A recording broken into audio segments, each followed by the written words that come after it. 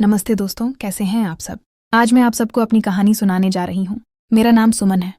मैं 30 साल की हूँ। मेरी शादी को 6 साल हो चुके हैं। देखने में मैं बिल्कुल साधारण सी लगती हूँ, लेकिन लोग कहते हैं कि मेरी आंखों में कुछ गहरा सा जादू है। जब मैं मुस्कुराती हूँ तो मेरे गाल हल्के से लाल हो जाते हैं। मेरी हाइट 5 फीट 4 इंच है। शरीर थोड़ा भरावदार है, जिससे साड़ी पहनने पर मेरी कमर और छाती के घुमाव थोड़े थोड़े से दिख जाते हैं।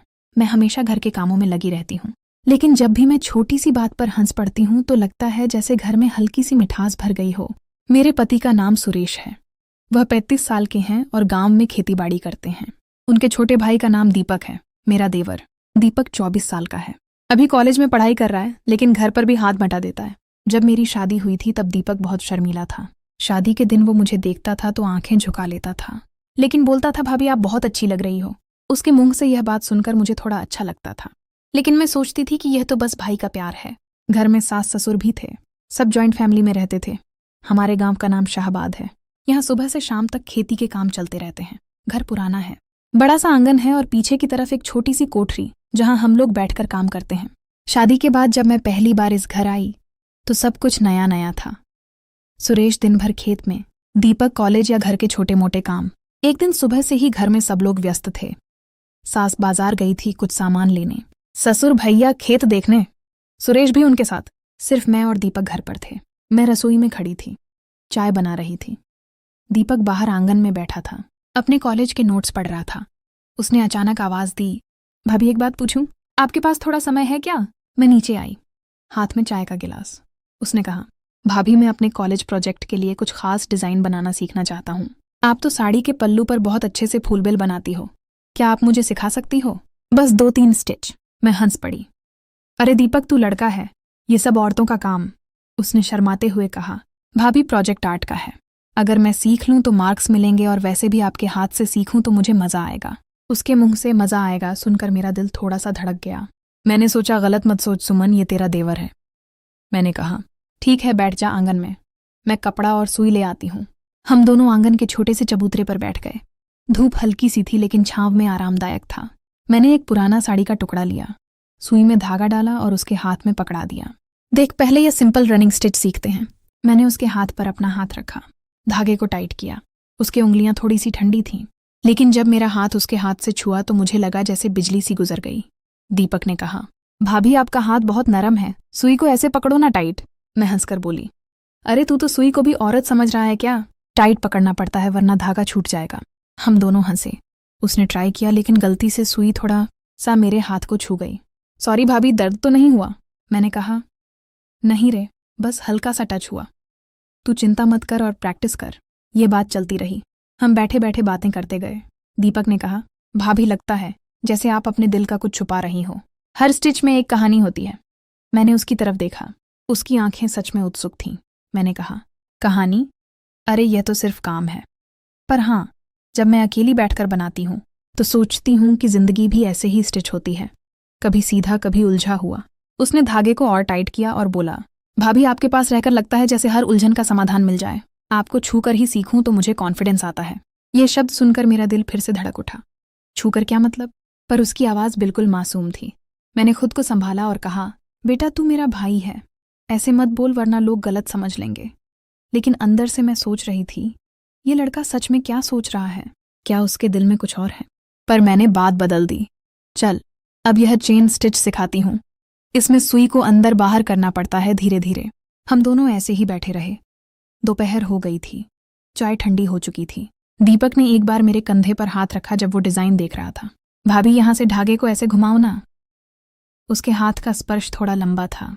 मुझे लगा जैसे शरीर में गर्मी सी छा गई, पर मैंने खुद को रोक लिया। दीपक हाथ हटा, सुई से चुभ जाएगा। उसने हंसकर हाथ हटा लिया। यह सिलसिला दोपहर भर चलता रहा। हम बातें करते गए, उसके कॉलेज की, मेरी शादी के दिन की, गांव के लोगों की। लेकिन हर बात में छोटी छोटी चुलबुली वाली बातें थीं। जैसे उसने कहा, भाभी आप जब साड़ी पहनती हो तो पल्लू कैसे सेट करती हो, मुझे भी सिखाओ, शायद मैं कभी मदद कर सकूं। मैंने कहा, अरे पगले, पल्लू सेट करना औरत का काम है, तू देखकर सीख ले। लेकिन उसके चेहरे पर वो मुस्कुराहट थी जो समझदार लोग समझ सकते हैं। सास ससुर लौट आए तो हमने जल्दी से सब छुपा लिया। लेकिन उस दिन के बाद हर दोपहर हम दोनों का यह सिलसिला चलता रहा। दीपक आता, भाभी आज और सिखाओ ना। मैं मना नहीं कर पाती। एक दिन वह बोला, भाभी आपके हाथों में जादू है, जब आप सुई पकड़ती हो तो लगता है जैसे जिंदगी को कंट्रोल कर रही हो। मैंने कहा, तू भी तो अब अच्छा सीख रहा है, पर याद रख हर धागे को सही जगह पर ही डालना चाहिए, वरना सब उलझ जाएगा। ये बात सुनकर उसने मेरी तरफ देखा, आंखें थोड़ी सी गहरी। मुझे लगा जैसे वह कुछ कहना चाहता है, पर रुक गया। मैं अंदर ही अंदर सोच रही थी, क्या यह लड़का मुझे पसंद कर बैठा है? क्या यह क्लोजनेस सिर्फ प्रोजेक्ट के लिए है या कुछ और? पर मैंने कभी उसे नहीं रोका, बस सस्पेंस रहता था। आगे क्या होगा? धीरे धीरे दिन गुजरते गए। एक दोपहर जब हम फिर से वहीं बैठकर कढ़ाई कर रहे थे, दीपक ने अपना मोबाइल निकाला। भाभी, आज एक नया डिज़ाइन दिखाता हूँ ऑनलाइन से, पर मेरा फ़ोन थोड़ा पुराना है, आपकी मदद चाहिए। उसने मुझे फ़ोन दिया। हम दोनों के सिर एक साथ झुके हुए थे। उसकी सांस मेरे गाल पर पड़ रही थी। देखो यहाँ थ्रेड कलर चुनो, मैंने कहा। दीपक तू इतना पास मत बैठ, लोग देख लेंगे। उसने हंसकर कहा, भाभी यहाँ तो सिर्फ हम दोनों हैं, और वैसे भी आपके इतने पास रहकर ही मुझे सही समझ आता है। ये बात सुनकर मेरा दिल फिर से धड़क उठा, पर मैंने बात को नॉर्मल रखा। हम दोनों मोबाइल पर डिज़ाइन देख रहे थे, हाथ एक दूसरे से टच हो रहे थे। उसने एक बार बोला, भाभी आपका यह उंगली का नाखून पॉलिश कितना सुंदर है, जैसे डिज़ाइन को पूरा कर देता है। मैंने शर्माते हुए कहा, चुप रे लड़के, ऐसी बातें नहीं करते। यह सिलसिला हफ्ते भर चलता रहा। हर दिन हम बैठकर बात करते, स्टिच सिखाते और बातें बढ़ाते। कभी वह अपने भविष्य के बारे में बोलता, भाभी जॉब मिल जाए तो आपको पहले गिफ्ट दूंगा। कभी मैं उसे अपनी जिंदगी की छोटी छोटी बातें बताती, कैसे सुरेश कभी कभी बिजी रह जाते हैं, लेकिन हर बार वह नज़दीकियां थीं जो समझदार लोग सोच सकते हैं कि कुछ होने वाला है। सिर्फ बातें, सिर्फ टच जो एक्सीडेंट था, सिर्फ वो मुस्कुराहट। मैं सोचती रहती क्या यह गलत है, पर दिल कहता था यह तो सिर्फ रिश्ता है। एक दिन आंगन में ही जब हम बैठे थे, दीपक ने एक पुराना डिब्बा निकाला। भाभी ये देखो, सासू माँ ने कहा था इसमें पुराने पत्र हैं, आप पढ़कर बताओ ना। हम दोनों डिब्बा खोलकर बैठ गए। पत्र पुराने थे। एक पत्र में कुछ पर्सनल बात थी। दीपक ने कहा, भाभी ये पढ़कर लगता है कि घर में कुछ छुपा है। उसने पत्र पढ़ा और बोला, भाभी यह तो ससुर जी के पुराने कर्ज की बात है, पर आप चिंता मत करो, मैं कॉलेज के बाद जॉब करके मदद करूंगा। आपके साथ रहकर ही मुझे हिम्मत मिलती है। उसके शब्दों में इतना प्यार था कि मुझे रोना आ गया। पर वह पास आया, मेरा हाथ पकड़कर बोला, भाभी आप अकेली मत फील करना, मैं हूं ना। ये टच लंबा था, लेकिन सिर्फ कंफर्ट के लिए।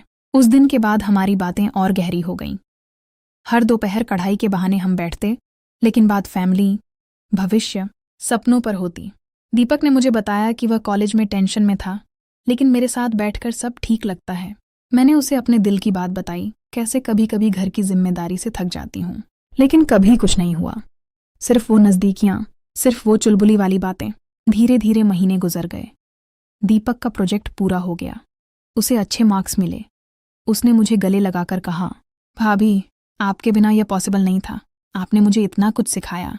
फिर एक शाम जब सब सो रहे थे, दीपक ने मुझे आंगन में बुलाया। उसका चेहरा बहुत गंभीर था।